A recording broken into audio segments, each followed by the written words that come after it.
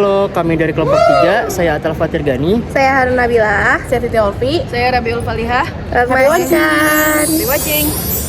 Kebijakan luar negeri Uni Eropa dibangun dari 6 elemen dasar yang saling terhubung: aktor, proses, isu, instrumen, konteks, dan hasil kebijakan.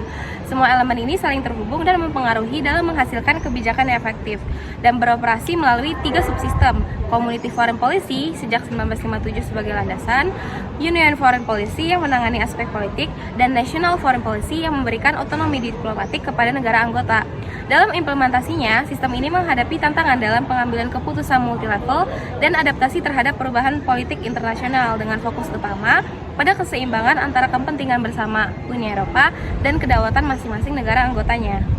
Ketika membahas kebijakan luar negeri Uni Eropa, analisis tradisional yang hanya berfokus pada negara tidak lagi cukup.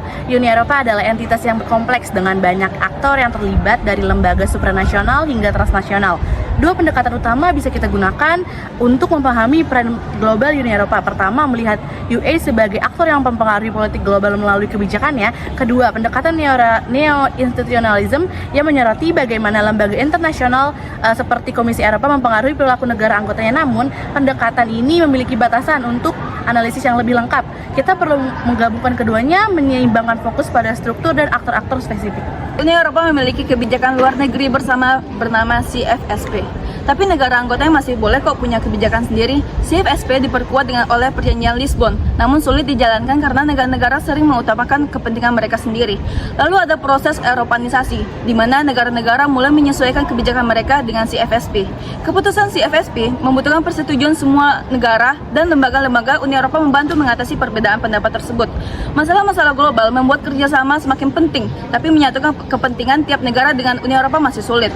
Uni Eropa terus berusaha bicara dengan satu suara di dunia internasional, sambil tetap menghargai pendapat pandangan negara-negara anggotanya.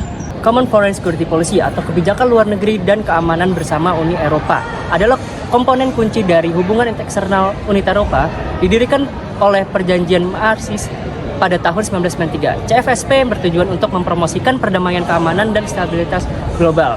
Melalui kerjasama antar negara anggota, CFSP melindungi nilai-nilai fundamental seperti demokrasi dan hak asasi manusia. Selain itu, CFSP berkontribusi pada keamanan internasional dengan upaya diplomatik dan operasi manajemen krisis. Dengan mengkoordinasi kebijakan luar negeri, Uni Eropa berusaha untuk memperkuat pengaruhnya di panggung global. CFSP mencerminkan komitmen Uni Eropa untuk bertindak sebagai entitas yang kohesif di dunia.